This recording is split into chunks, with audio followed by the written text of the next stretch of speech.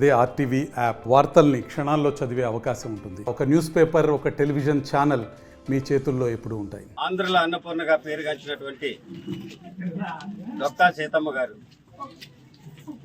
నిత్యాన్నదానం చేస్తూ ఎంతో మందికి అన్నదానం చేసినటువంటి మహనీయురాలు. ఈమె యొక్క పేరు ప్రఖ్యాతులు దేశ విదేశాలకు కూడా ఖ్యాతి చెందడం జరిగింది. ఇటువంటి ఔన్నత్యాన్ని కలిగినటువంటి మహనీయురాలు పేరు ప్రభుత్వ పాఠశాలలో మధ్యాహ్న భోజన పథకానికి పెట్టడం జరిగింది. డొక్కా సీతమ్మ గారి మధ్యాహ్న భోజన పథకాన్ని పేరు పెట్టడం జరిగింది. ఈ పేరు పెట్టినటువంటి కూటమి ప్రభుత్వానికి నా ధన్యవాదాలు తెలియజేస్తున్నాను. అదేవిధంగా ఈ రాష్ట్ర గౌరవ ముఖ్యమంత్రి వర్యులు నారా చంద్రబాబు నాయుడు గారికి, గౌరవ ఉప ముఖ్యమంత్రి వర్యులు పవన్ కళ్యాణ్ గారికి, అదేవిధంగా విద్యాశాఖ మంత్రులు నారా లోకేష్ గారికి నా హృదయపూర్వక ధన్యవాదాలు తెలియజేస్తున్నాను. ఎందుకనంటే ఇంత మహనీయురాల పేరు పెట్టడం అనేది చాలా గొప్ప విషయం. అందులోకి ఈ యొక్క ఆలోచనని అమల్లోకి తేవడానికి ముఖ్య కారకులైనటువంటి మన ఉప ముఖ్యమంత్రి గారు అయినటువంటి పవన్ కళ్యాణ్ గారికి నా పాదాభివందనాలు.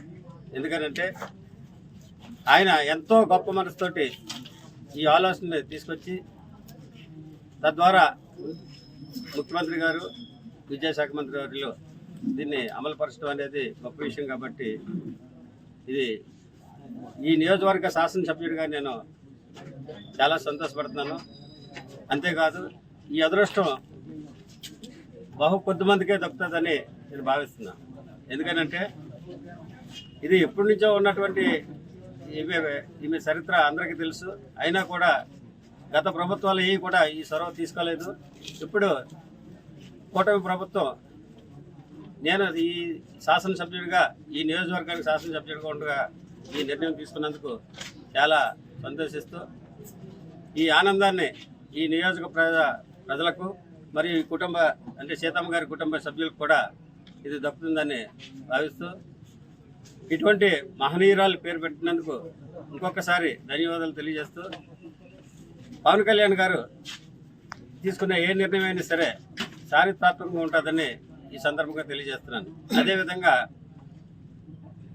సర్వేపల్లి రాధాకృష్ణ గారు, అబ్దుల్ కలాం గారి పేర్లు కూడా విద్యాశాఖలో పథకాలకి పెట్టడం జరిగింది.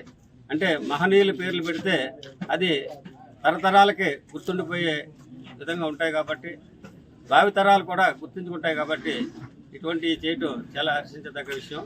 పి గన్నవరం నియోజకవర్గానికి సంబంధించి ఇక్కడ ఉన్నటువంటి పాత అక్విడక్ట్ని పర్యాటక ప్రాంతంగా తీర్చిదిద్దాలనేది గవర్నమెంట్ దృష్టిగా ఆల్రెడీ తీసుకెళ్ళడం జరిగింది. దాంట్లో భాగంగానే డొక్కా సీతమ్మ గారు నివసించినటువంటి ఈ ప్రాంతాన్ని కూడా పర్యాటక ప్రాంతంగా, ఎప్పుడంటే దేశ విదేశాల నుంచి కూడా ఇక్కడికి వచ్చే అవకాశాలు ఉన్నాయి జనాలు. అంచేత ఈరోజు కూడా కొంతమంది దర్శించుకున్నారని తెలుస్తుంది.